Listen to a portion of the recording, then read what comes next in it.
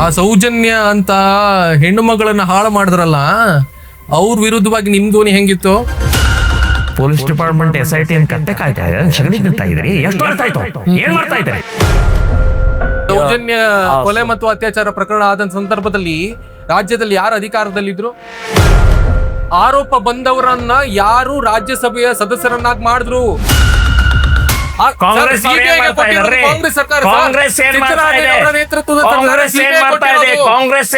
ಇದೆ? SIT ಯಾಕೆ ನೆಮ್ಸಿದಿರಿ ನೀವು? ಪೊಲೀಸರು ಯಾಕೆ ನೆಮ್ಸಿದಿರಿ? ನಿಮ್ಗೂ ಕೂಡ ಶಿಕ್ಷೆ ಆಗುತ್ತೆ. ಗಲ್ಲಿಗೇರಿಸ್ಲಿ, ರೆಡಿ ಇದೀರಿ? ಶೂಟ್ ಮಾಡಿ. ನ್ಯಾಯ ಗಲಾಟೆ ಬೇಕು ಅಂತ ಹೇಳ್ತೀರಿ. ಗೋಡ್ಸೆಯ ಸಿಗತ್ತೆ, ಗೋಡ್ಸೆ ಸಿದ್ಧಾಂತ ಸಿಗತ್ತೆ, ಗೋಡ್ಸೆ ಸಿದ್ಧಾಂತವನ್ನು ಮತ್ತೆ ನ್ಯಾಯ ಸಿಗತ್ತೆ ಅಂತ ಅನ್ನುವಂತ ದೃಷ್ಟಿಕೋನದಿಂದ ನನ್ನನ್ನು ಕರೀತಾರೆ. ಇಲ್ಲಿ ತನಕ ನಡೆಯುತ್ತೆ ಮುತಾಲಿಕ್ ಅವರ ಹಿಂದುತ್ವ ಹೋರಾಟ, ಕೊನೆ ಉಸಿರಿನ ತನಕ, ಟು ದಿ ಎಂಡ್. ಈ ಶರೀರ ಇರೋವರೆಗೆ ಹಿಂದುತ್ವ, ಇರೋವರೆಗೆ ಹಿಂದುತ್ವ.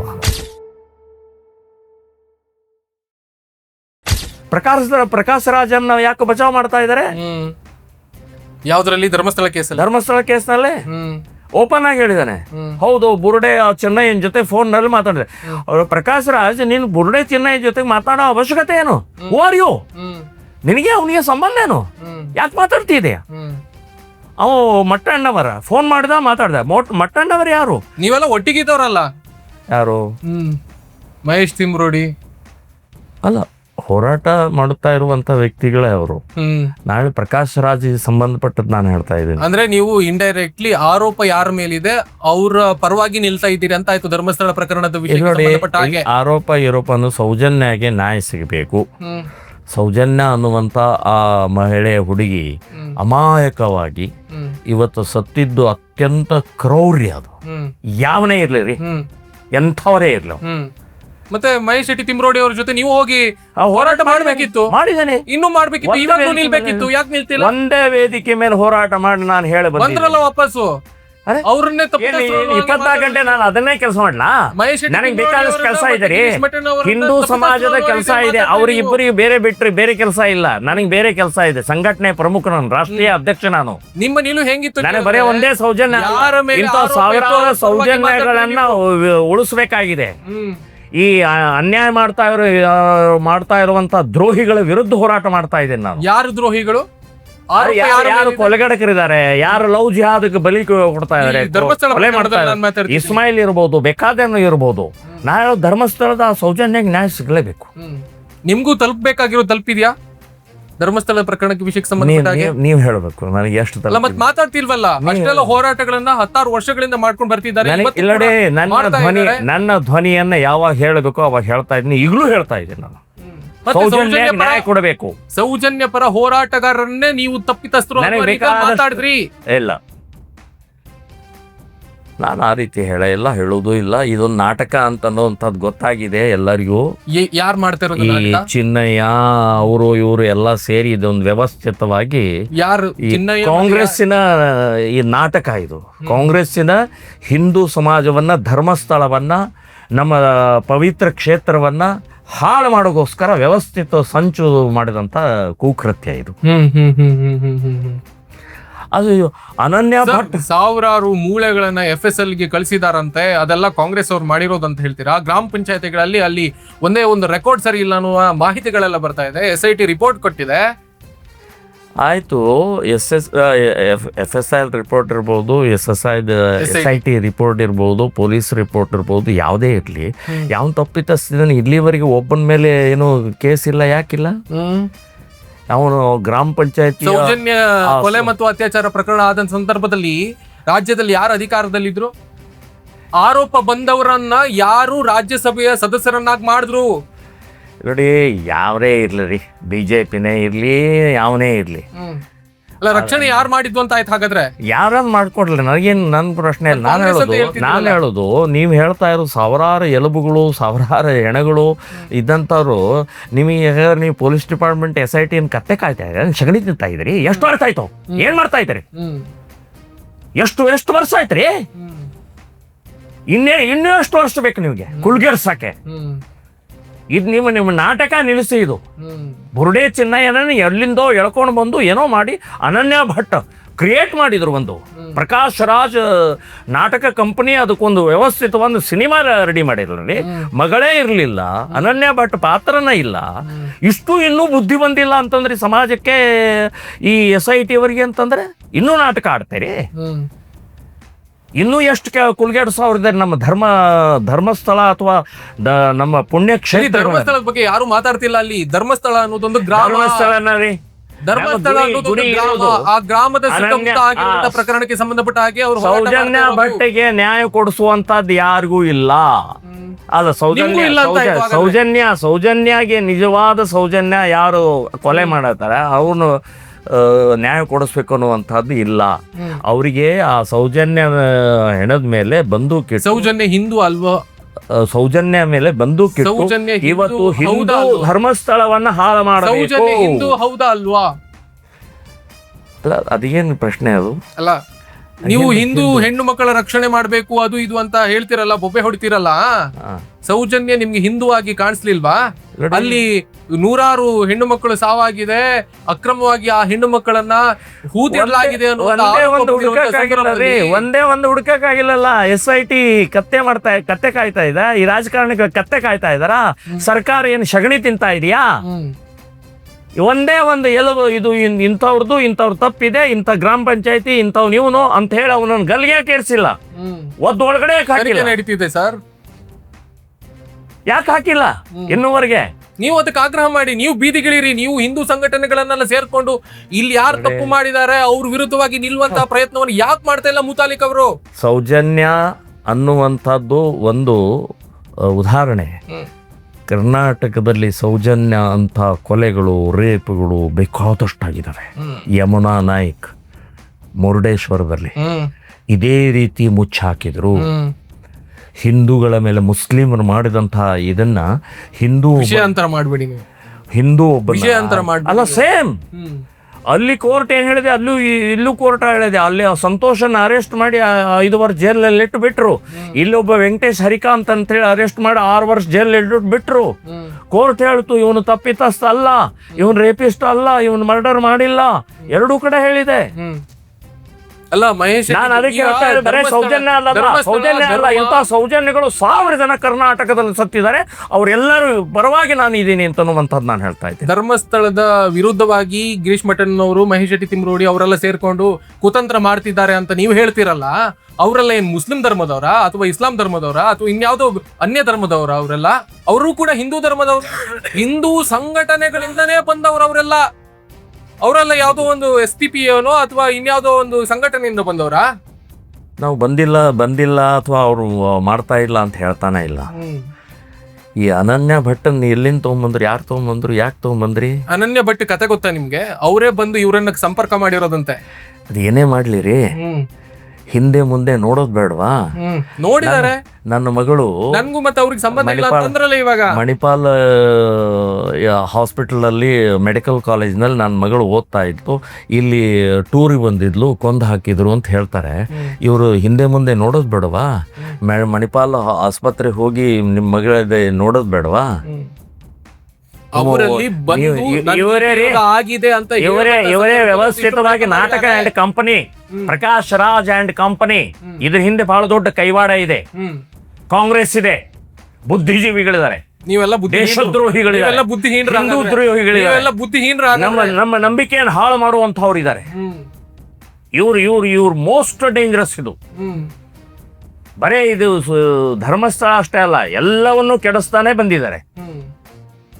SIT ರಿಪೋರ್ಟ್ ಬರಲಿ ಅಯೋಧ್ಯದ್ದು, ಗೊತ್ತಾಗತ್ತೆ ಇದ್ರ ಹಿಂದೆ ಯಾರಿದ್ದಾರೆ ಅಂತ ಅನ್ನೋದು. ಯಾರಿದ್ದಾರೆ? ಅಖಿಲೇಶ್ ಮೋಹನ್ ಹೊರಗಡೆ ಬಂದಿದೆ. ಮೋದಿ ಲೋಟಿಕೋರ್ ಎದುರುಗಡೆ 900 ಮಾಡಿದ್ದಾನೆ ಅಖಿಲೇಶ್. ಏನಾದ್ರು ಕಲ್ಪನೆ ಇದೆಯಾ? 900 ಕಾಲ್ಸ್. ಅವನು ಒಳಗಡೆ ಹೋದವನು 900 ಕಾಲ್. ಅಖಿಲೇಶ್ಗೆ ಈ ವ್ಯಕ್ತಿಗೆ ಏನ್ ಸಂಬಂಧ? ದುಡ್ಡು ಎಣಿಸೋನಿಗೆ ಅಖಿಲೇಶ್ಗೆ ಏನ್ ಸಂಬಂಧ? 900 ಕಾಲ್ ಯಾಕೆ ಬರ್ತವೆ? ಕಾಲ್ ಯಾಕೆ ಮಾಡ್ತಾರೆ? ನಿಮ್ಗೆ ಹೆಂಗ್ ಗೊತ್ತಾಯ್ತು ಇದೆಲ್ಲ? SIT ಹೊರಗೆ ಬರ್ತಾ ಇದೆ. ಬರುತ್ತೆ. ಸಮಾಜವಾದಿ ಪಾರ್ಟಿಯವರು ಅಲ್ಲಿ ದೇವಸ್ಥಾನಕ್ಕೆ ಬಂದಿರುವ ದೇಣಿಗೆಯನ್ನ ಕತ್ಕೊಂಡು ಚುನಾವಣೆಯನ್ನು ಎದುರಿಸೋದಕ್ಕೆ ಪ್ರಯತ್ನ ಮಾಡ್ತಿದ್ದಾರೆ 2027ಕ್ಕೆ ಅಂತ ನೀವು ಹೇಳ್ತಿರೋದು. SIT ಹೇಳಬೇಕು. ಮತ್ ನೀವು ಇದನ್ನೆಲ್ಲ ಹೆಂಗ್ ಹೇಳಿದ್ರಿ? ಇದು ಅವ್ನ್ ಕಾಲ್ ಇದರ ರಿಪೋರ್ಟ್ ಹೇಳುತ್ತೆ. SIT ಸಿಗದೆ ಇರೋ ಮಾಹಿತಿ ಬೇರೆ ಯಾವ್ದು ಚಾನಲ್ ರಿಪೋರ್ಟ್ ಹೊರಗಡೆ ಬಂದಿದೆ. ಪ್ರಮೋದ್ ಮುತಾಲಿಕ್ ಅವರಿಗೆ ಕರ್ನಾಟಕದಲ್ಲಿ ಕೂತ್ಕೊಂಡು ಉತ್ತರ ಪ್ರದೇಶದ ಎಲ್ಲಾ ಮಾಹಿತಿಗಳು ಸಿಗುತ್ತೆ. ಕಾಲ್ ರಿಪೋರ್ಟ್ ಅವ್ನು ಹೊರಗಡೆ ಬಂದಿದೆ. ಅವ್ನ ನಂಬರ್ ಗೊತ್ತಿತ್ತು, ಅದು ಈಸಿಲಿ ಹೊರಗೆ ಬರುತ್ತೆ. ಯಾರಿಗಾದ್ರೂ ನಿಮ್ಗೆ ಗೊತ್ತಿತ್ತು, ಯಾರಿಗಾದ್ರೂ ಗೊತ್ತಾಗುತ್ತೆ, ನಿಮ್ಗೆ ಗೊತ್ತಿತ್ತು, ಅದು ಹೊರಗೆ ಬಂದಿದೆ. ಎಲ್ಲಾ ಚಾನೆಲ್ಗಳು, ಎಲ್ಲಾ ಪತ್ರಿಕೆಗಳು ಎಲ್ಲರೂ ಅದನ್ನ ಹೇಳಿದ್ದಾರೆ. 900 ಕಾಲ್ಸ್ ಅಖಿಲೇಶ್ ಜೊತೆಗೆ ಮಾತನಾಡಿದ್ದು ಇವ್ ಲೂಟಿಕೋರ. ಸೊ ಹೀಗಾಗಿ ನಮ್ಮ ಆಸ್ತೆಯನ್ನ, ಅದರ ಅರ್ಥ ನಾವು ನಮ್ಮ ಕಳ್ತನ ಆಗಿದ್ದು ಒಪ್ಕೊಳ್ಳಲ್ಲ. ಅದನ್ನ ಕಳ್ತನನೇ, ತಪ್ಪನೇ. ಸೌಜನ್ಯ ಕೊಲೆಗಡಕರೇ, ಅದ್ರೊಳಗೆ ಎರಡನೇ ಮಾತಲ್ಲ. ಬಿಜೆಪಿ ಅವರೆಲ್ಲ ಪಾದಯಾತ್ರೆ ಮಾಡಿದ್ರು, ನೀವು ಕೂಡ ಅಲ್ಲಿ ಹೋಗಿ ಭಾಷಣ ಬಿಗ್ದ್ರಿ, ಎಲ್ಲದನ್ನೂ ಮಾಡಿದ್ರಿ. ಆಮೇಲೆ ನಿಮ್ಗೆ ಗೊತ್ತಾಗಿಲ್ವಾ ಮಹೇಶ್ ಶೆಟ್ಟಿ ತಿಮ್ರೋಡಿ ಅವರು, ಗಿರೀಶ್ ಮಠನ್ ಅವರು, ಉಳಿದವರೆಲ್ಲ ಸರಿ ಇದ್ದಾರಾ ಇಲ್ವಾ ಅಂತ? ನೀವು ಯಾಕೆ ಫಸ್ಟಿಗೆ ಅವ್ರ ಜೊತೆ ಸೇರ್ಕೊಂಡ್ರಿ? ಅವ್ರೆಲ್ಲರೂ ಕೂಡ ತಪ್ಪಿತಸ್ಥರು, ಅವ್ರೆಲ್ಲರೂ ಕೂಡ ಕೆಟ್ಟವರು ಅನ್ನೋದಾಗಿದ್ರೆ ಪ್ರಮೋದ್ ಮುತಾಲಿಕ್ ಅವರಿಗೆ ಅವರೆಲ್ಲ ಕೆಟ್ಟವರು ಅಂತ ಗೊತ್ತಾಗದೆ ಇರೋದಕ್ಕೆ ಏನ್ ಹಾಗಾದ್ರೆ ನೀವು ಅಷ್ಟು ಬುದ್ಧಿಹೀನರ? ನಾನು ಕೆಟ್ಟವರು ಅಂತ ಹೇಳೇ ಇಲ್ಲ, ಹೇಳುವುದೂ ಇಲ್ಲ. ಅಲ್ಲ, ನೀವು ಸುಜಾತ ಭಟ್ಟು, ಚಿನ್ನಯ್ಯ ಅವರಿಗೆಲ್ಲ ಹೇಳಿದ್ರಲ್ಲ, ಹಿಂದೆ ಮುಂದೆ ನೋಡ್ಕೋಬೇಕಿತ್ತು ಅಂತ. ಮತ್ತೆ ನೀವು ನೋಡ್ಕೋಬೇಕಿತ್ತು, ಸೇರ್ಕೊಳ್ಳೋಕೆ. ಅಲ್ಲಿ ಹೋರಾಟ ಯಾರಿದ್ದಾರೆ, ಯಾರು ಇನ್ಚಾರ್ಜ್ ಇದ್ದಾರೆ? ನನ್ನ ಕಡೆ ಬಂದಿದ್ರೆ ನಾನು ಒದಿತಿದ್ದೆ. ಸುಜಾತ ಭಟ್ಟು, ಅನನ್ಯ ಭಟ್ ಏನ್ ಕ್ರಿಯೇಟ್ ಮಾಡಿದ್ದೆ, ನಾಟಕ ಮಾಡ್ತೇನೆ, ರಾಪ್ ಬಿಡ್ತಿದ್ದೆ. ನನ್ನ ಕಡೆ ಬಂದಿಲ್ಲ. ಹಿಂದೂ ಮಹಿಳೆಯರನ್ನ ರಕ್ಷಣೆ ಮಾಡುವುದಕ್ಕೆ ಹೊರಟಂತಹ ಮುತಾಲಿಕ್ ಅವರ ಬಾಯಿಂದ ಬರ್ತಾ ಇರುವಂತ ಮಾತುಗಳಿದು. ಆ ಹೆಣ್ಣು ಮಗಳನ್ನು ಒದಿತಿದ್ದೆ ಅಂತ ಹೇಳೋದು 100%. ಯಾಕೆ? ಉದ್ದೇಶ ಏನು? ಹುಚ್ಚು ಹಿಡಿದಿದ್ಯಾ ನನಗೆ? ಅವಳು ಯಾರು ನೀನು ಯಾಕೆ ಬಂದಿದ್ಯಾ? ನಿನ್ನ ಮಗಳಲ್ಲಿ ಮದುವೆನೇ ಆಗಿಲ್ಲ, ಮಕ್ಕಳೇ ಇಲ್ಲ, ಇದ್ಯಾಕೆ ನಾಟಕ ಮಾಡ್ತಾ ಇದೀ ಅಂತ ಹೇಳಿ ರೊಬ್ಬ ಬಿಡ್ತಿದ್ದೆ. ಅಂದ್ರೆ ಯಾರನ್ನೋ ಕುಲಗೆಡ್ಸಕ್ಕೆ ಬಂದಿದ್ದೀನಿ, ನೀನು ಇಲ್ಲಿ ಹಾಳು ಮಾಡಕ್ಕೆ ಬಂದಿದ್ದೀನಿ. ನಿನಗೆ ಯಾರೋ ಹಿಂದೆ ದುಡ್ಡು ಕೊಟ್ಟಿದ್ದಾರೆ, ಧರ್ಮಸ್ಥಳವನ್ನು ಹಾಳು ಮಾಡಕ್ಕೆ ಬಂದಿದೆ, ಹಿಂದೂ ಧರ್ಮವನ್ನು ಹಾಳು ಮಾಡಕ್ಕೆ ಬಂದಿದೆ ನೀನು. ಆ ಸೌಜನ್ಯ ಅಂತ ಹೆಣ್ಣು ಮಗಳನ್ನ ಹಾಳು ಮಾಡಿದ್ರಲ್ಲ, ಅವ್ರ ವಿರುದ್ಧವಾಗಿ ನಿಮ್ ಧ್ವನಿ ಹೆಂಗಿತ್ತು? ಇಲ್ಲಿ ನೋಡಿ, ನೀವು ಭಾಷಣ ಕೇಳಿ, ನಾನು ಹೇಳಿದ್ದ ಧ್ವನಿ ಏನಿದೆ, ನಾನು ಹೇಳಿದ್ದ ವಿಷಯ ಏನಿದೆ ಅಂತ ಅನ್ನೋದು ಕೇಳಿದ್ರೆ ಗೊತ್ತಾಗತ್ತೆ. ಈಗ ನೀವು ಯಾರ ಮೇಲೆ ಆರೋಪ ಇದೆಯಲ್ಲ, ಧರ್ಮಸ್ಥಳ ಪ್ರಕರಣ ಮತ್ತೆ ಸೌಜನ್ಯ ಪ್ರಕರಣದಲ್ಲಿ, ಅವ್ರ ವಿರುದ್ಧವಾಗಿ ನಿಲ್ಲೋದಕ್ಕೆ ನೀವು ಇವತ್ತಿಗೂ ಕೂಡ ಬದ್ರಿದ್ದೀರಾ? 100ಕ್ಕೆ 100. ಸೌಜನ್ಯ ಕೊಲೆ ಮಾಡಿದಂಥವ್ರು ಯಾರೇ ಇದ್ರು ಕೂಡ ನಾನು ಹೇಳೋದು ಪೊಲೀಸ್ ಸ್ಟೇಷನ್ನು, ಕೇಸು ಎಲ್ಲ ಕಲ್ಲೆಸೋದು ಕೊಂದು ಹಾಕ್ಬೇಕು ಅಂತ ಹೇಳ್ತೀನಿ ನಾವು. ಸಾರ್ವಜನಿಕವಾಗಿ ಕೊಂದು ಹಾಕ್ಬೇಕು ಅವ್ರನ್ನ. ಒಬ್ಬ ಅಮಾಯಕ ಹುಡುಗಿಯನ್ನು ಕೊಂದು ಹಾಕುವಂತ ಮಾನಸಿಕ ಸ್ಥಿತಿ ಇನ್ನೊಬ್ಬನ ಮನಸ್ಸಿನಲ್ಲಿ ಬರಬಾರದು. ಬಿಜೆಪಿ ವಿಜಯೇಂದ್ರ ಅವರೆಲ್ಲ ಪಾದಯಾತ್ರೆ ಹೋದ್ರು, ಸೌಜನ್ಯ ಮನೆಗೂ ಹೋದ್ರು, ಕೂಡ ಭೇಟಿ ಮಾಡ್ಕೊಂಡು ಬಂದ್ರು, ಆಯ್ತಾ? ಸೊ ಅಲ್ಲಿ ಅವರ ನಿಲುವು ಒಲವು ಏನು ಅನ್ನೋದ್ರ ಬಗ್ಗೆ ಗೊಂದಲ ಇಲ್ವಾ ಹಾಗಾದ್ರೆ? ಅವ್ರಿಗೆ ಕೇಳಿ ನೀವು, ಅವ್ರಿಗೆ ಕೇಳಿ. ನನ್ನ ನಿಲುವನ್ನು ನಾನು ಹೇಳಿದ್ದೇನೆ, ಅವ್ರ ನಿಲುವು ಅವ್ರಿಗೆ ಕೇಳಿ. ಅಲ್ಲ, ಕಾಂಗ್ರೆಸ್ನವ್ರು ಮಾಡಿರುವ ಕುತಂತ್ರ, ನಾಟಕ, ಅದು ಇದು ಅಂತ ನೀವು ಹೇಳಿದ್ರಲ್ಲ. ಈಗ 2012ರಲ್ಲಿ ಯಾರು ಮುಖ್ಯಮಂತ್ರಿಗಳಾಗಿದ್ರು? ಸದಾನಂದ ಗೌಡ್ರು. ಅಲ್ಲಿನ ಉಸ್ತುವಾರಿಗಳು ಯಾರಾಗಿದ್ರು? ಯಾವ್ರೇ ರವಿ. ನೋಡಿ, SIT ಪೊಲೀಸರು, ಗೃಹ ಮಂತ್ರಿಗಳು ಯಾರಾಗಿದ್ರು? ಆರ್ ಅಶೋಕ್. ಇವರೆಲ್ಲ ಏನ್ ಮಾಡ್ತಾ ಇದ್ದಾರೆ? ಆ ಸೌಜನ್ಯ ಪ್ರಕರಣದ ಅಷ್ಟೂ ಸಾಕ್ಷಿಗಳನ್ನ ನಾಶ ಮಾಡುವುದಕ್ಕೆ ಯಾರು ಹಾಗಾದ್ರೆ ಕೆಲಸ ಮಾಡಿರೋದು, ನಾಟಕ ಮಾಡಿರೋದು, ಕುತಂತ್ರ ಮಾಡಿರೋದು? ಬಹಿರಂಗ ಪಡಿಸ್ರಿ. ನೀವು ಅದಕ್ಕೆ ಒತ್ತಾಯ ಮಾಡಿ. ಕಾಂಗ್ರೆಸ್ ಹೇಳ್ತಿದ್ದೀರಲ್ಲ, ಒಂದು ಕಾಂಗ್ರೆಸ್ ಕತ್ತೆ ಕಾಯ್ತಾ ಇದಾರ, ಶಗಣಿ ತಿಂತಾ ಇದಾರ. ಕಾಂಗ್ರೆಸ್ ಕಾಂಗ್ರೆಸ್ ಏನ್ ಮಾಡ್ತಾ ಇದೆ? SIT ಯಾಕೆ ನೇಮಿಸಿದಿರಿ ನೀವು? ಪೊಲೀಸರು ಯಾಕೆ ನೇಮಿಸಿದಿರಿ? ಕೋಟಿಗಟ್ಲೆ ಹಣ ಯಾಕೆ ಖರ್ಚು ಮಾಡ್ತಾ ಇದ್ದೀರಿ? ಬಡವರ ದುಡ್ಡು, ನಮಗೆ ಟ್ಯಾಕ್ಸ್ ಹಣವನ್ನ ಯಾಕೆ ಸುರಿತಾ ಇದ್ದೀರಿ?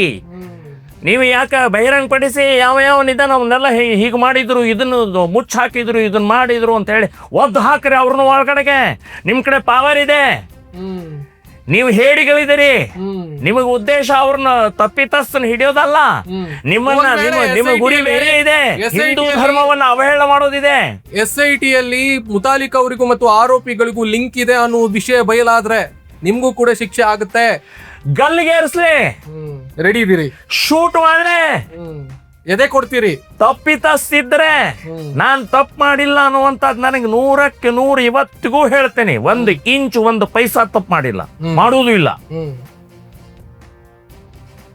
ಓಕೆ, ನಿಮ್ಗೆ ರಾಜಕೀಯಕ್ಕೆ ಬರೋದಕ್ಕೆ ಏನಾದ್ರೂ ಆಸಕ್ತಿ ಇದೆಯಾ? ಒಂದ್ ವೇಳೆ ನಿಮ್ ಸಿದ್ಧಾಂತ, ನಿಲುವು, ಒಲವು ಇದನ್ನೆಲ್ಲ ನೋಡ್ಕೊಂಡು ಬಿಜೆಪಿ ಒಂದ್ ವೇಳೆ ಅವಕಾಶವನ್ನು ಮಾಡಿಕೊಟ್ರೆ, ಈ ಒಂದು ಇಳಿ ವಯಸ್ಸಿನಲ್ಲೂ ಕೂಡ ಒಂದು ರಾಜಕೀಯದಲ್ಲಿ ಯಾವ್ದಾದ್ರು ಒಂದು ಅಧಿಕಾರವನ್ನು ಸ್ವೀಕಾರ ಮಾಡಿಕೊಂಡು ಬಿಡೋಣ ಅನ್ನುವಂತ ಲೆಕ್ಕಾಚಾರದಲ್ಲಿ ನಿಂತೀರಾ?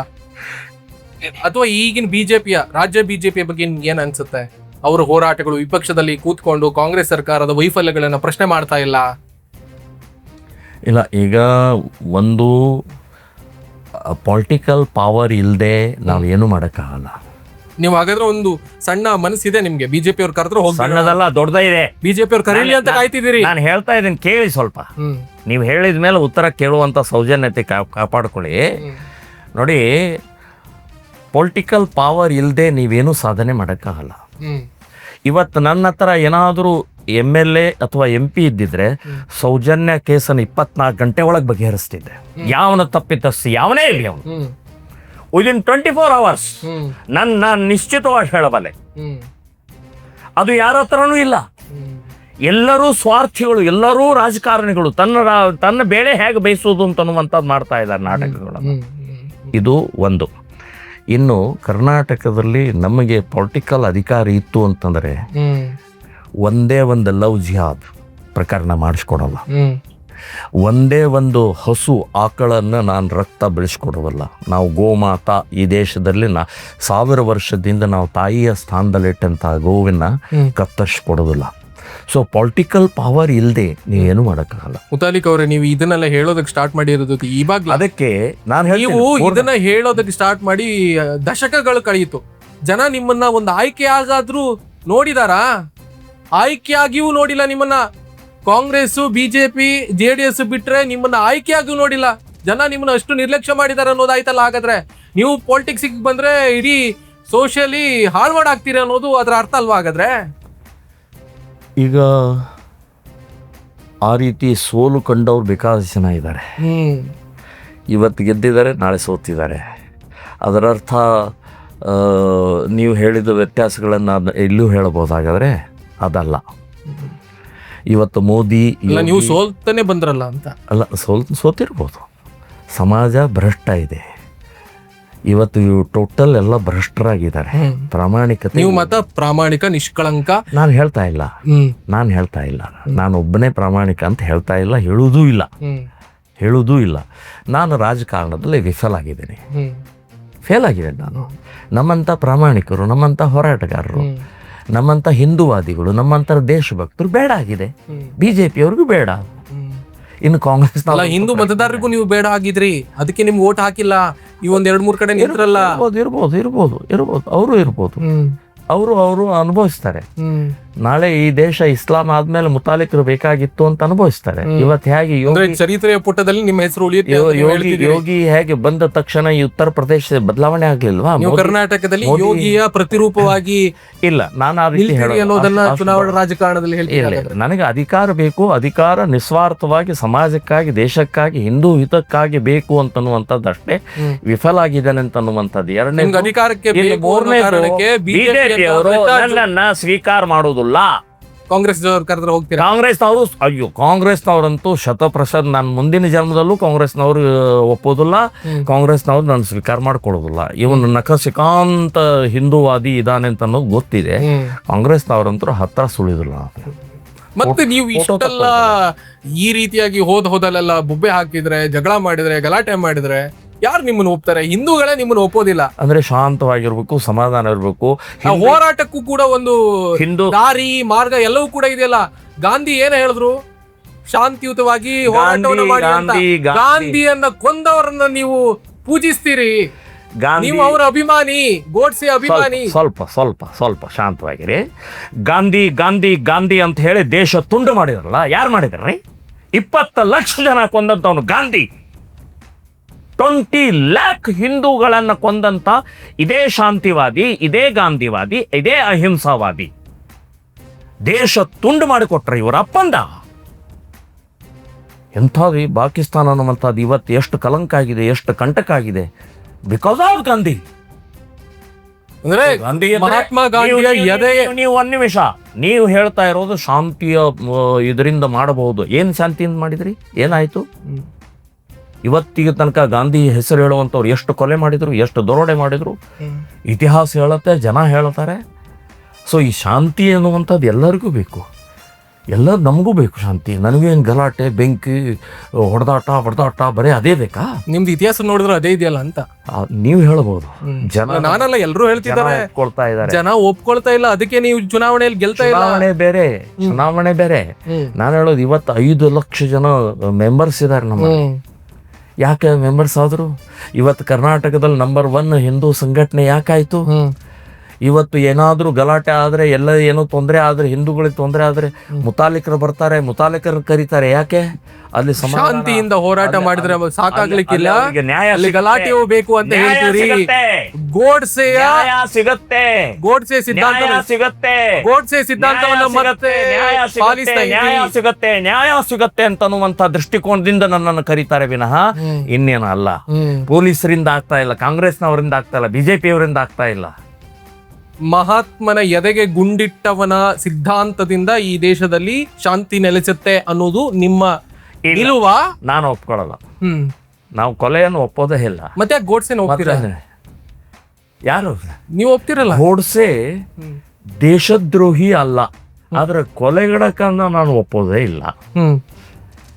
ದೇಶಕ್ಕಾಗಿ ಕೊಲೆ ಮಾಡುವಂಥದ್ದು ಬೇರೆ ಬೇರೆ ಪದ್ಧತಿಗಳ. ಇದು ಹೆಂಗಾಯ್ತು ಅಂತಂದ್ರೆ ಮಹಾ ಪಟಿಂಗ ಅವನು, ಆದ್ರೆ ಅವನು ಒಳ್ಳೆಯವನು ಅಂತ ಹೇಳ್ದಂಗ ಆಯ್ತು. ಸುಪಾರಿ ತಗೊಳ್ದು ಯಾತಕ್ಕೆ? ನಿನ್ ಕೊಲೆ ಮಾಡೋದಕ್ಕೆ ನಾವು ಸುಪಾರಿ ತಗೊಳ್ತೀವಿ. ಈ ಯಾರ ಕಡೆ ಸುಪಾರಿ ತಗೊಳ್ಳಿಲ್ಲ, ಅಥವಾ ನಿಮ್ದೇನೋ ಒಂದು ಸಾಲ ನನ್ನ ಹತ್ರ ಇದೆ, ಅದಕ್ಕೆ ಕೊಲೆ ಮಾಡ್ತಾ ಇಲ್ಲ, ಸಾಲ ಇಲ್ಲ. ಅಥವಾ ನಮ್ ಜಗಳ ಇದೆ ನಮ್ಮ ಇಬ್ಬರ ಮಧ್ಯದಲ್ಲಿ, ಅದಕ್ಕೆ ಕೊಲೆ ಮಾಡಿದ್ದೀನಿ, ಇಲ್ಲ. ಕೊಲೆ ಮಾಡಿದ ದೇಶಕ್ಕಾಗಿ. ಸೊ ದೇಶಭಕ್ತ ಇದ್ದ, ಆದ್ರೆ ಕೊಲೆ ಮಾಡಬಾರ್ದಾಗಿತ್ತು. ಕೊಲೆ ಇದು ಅಲ್ಲ. ಇಲ್ಲಿ ತನಕ ನಡೆಯುತ್ತೆ ಮುತಾಲಿಕ್ ಅವರ ಹಿಂದುತ್ವ ಹೋರಾಟ, ಕೊನೆ ಉಸಿರಿರೋ ತನಕ, ಟು ದಿ ಎಂಡ್. ಈ ಶರೀರ ಶ್ವಾಸ ಇರೋವರೆಗೆ ಹಿಂದುತ್ವ, ಹಿಂದೂಗಳಿಗೋಸ್ಕರ ಪ್ರಾಮಾಣಿಕವಾಗಿ, ಈ ದೇಶದ ಸುರಕ್ಷತೆಗೋಸ್ಕರ ಇವತ್ತು ನಾವು ಹೋರಾಟ ಮಾಡಲಿಲ್ಲ ಆದರೆ, ನಾನು ಹಿಂದೂ ಸಮಾಜಕ್ಕೆ ಹೇಳ್ತಾ ಇದ್ದೀನಿ, ಇರಾನ್ ಕಳ್ಕೊಂಡಿವಿ, ಇರಾಕ್ ಕಳ್ಕೊಂಡಿವಿ, ಈಜಿಪ್ಟ್ ಕಳ್ಕೊಂಡಿದ್ವಿ, ಬರ್ಮಾ ಕಳ್ಕೊಂಡಿವಿ, ಶ್ರೀಲಂಕಾ ಕಳ್ಕೊಂಡಿವಿ, ಪಾಕಿಸ್ತಾನ ಹೋಯ್ತು, ಬಾಂಗ್ಲಾದೇಶ್ ಹೋಯ್ತು, ಇಂಥ ನೂರಾರವನ್ನು ಕಳ್ಕೊಂಡಿವಿ. ಭಾರತವನ್ನು ಉಳಿಸುವಂಥ ಕೆಲಸ ನನ್ನ ಜೊತೆಗೆ ಕೈ ಜೋಡಿಸಿ, ಶ್ರೀರಾಮ ಸೇನೆ ಸಂಘಟನೆ ಜೊತೆ ಕೈ ಜೋಡಿಸಿ, ಧನದಿಂದ ಕೈ ಜೋಡಿಸಿ ಅಂತ ಹೇಳಿ ನಿಮ್ಮ ಚಾನಲ್ ಮೂಲಕ ನಾನು ಆಹ್ವಾನ ಕೊಡ್ತಾ ಇದ್ದೀನಿ. ಸೊ ನಾನು ತಪ್ಪಿತಸ್ತಿದ್ರೆ ನನ್ನನ್ನು ಒದ್ದು ಒಳಗಡೆ ಹಾಕಿ. ಸೊ ನಾವು ಪ್ರಾಮಾಣಿಕವಾಗಿ ಈ ದೇಶಕ್ಕಾಗಿ ಕೆಲಸ ಮಾಡ್ತಾ ಇದ್ದೀವಿ. ನಮ್ಮ ಜೊತೆ ಕೈ ಜೋಡಿಸಿ, ಶ್ರೀರಾಮ್ ಸೇನೆ ಸಂಘಟನೆ ದೇಶಕ್ಕಾಗಿ, ಹಿಂದುತ್ವಕ್ಕಾಗಿ, ಹಿಂದೂಗಳಿಗೋಸ್ಕರ, ಹಿಂದೂ ಹೆಣ್ಣು ಮಕ್ಕಳ ರಕ್ಷಣೆಗೋಸ್ಕರ, ಗೋಮಾತೆ ರಕ್ಷಣೆಗೋಸ್ಕರ ಅನ್ನುವಂಥದ್ದು ನಾನು ಹೇಳ್ತಾ ಇದ್ದೀನಿ. ಥ್ಯಾಂಕ್ ಯು ಸೋ ಮಚ್ ಇಷ್ಟೊತ್ತು ಮಾತನಾಡಿರೋದಕ್ಕೆ. ಥ್ಯಾಂಕ್ ಯು, ಧನ್ಯವಾದ. ಇದಾಗಿತ್ತು ಈ ಹೊತ್ತಿನ ಸುಮನ್ ಟಿವಿ ಕನ್ನಡದ ವಿಶೇಷ ಸಂದರ್ಶನ. ಮತ್ತೊಂದು ಸಂದರ್ಶನದೊಂದಿಗೆ ನಿಮ್ಮ ಮುಂದೆ ಹಾಜರಾಗ್ತೀನಿ. ನಮಸ್ಕಾರ.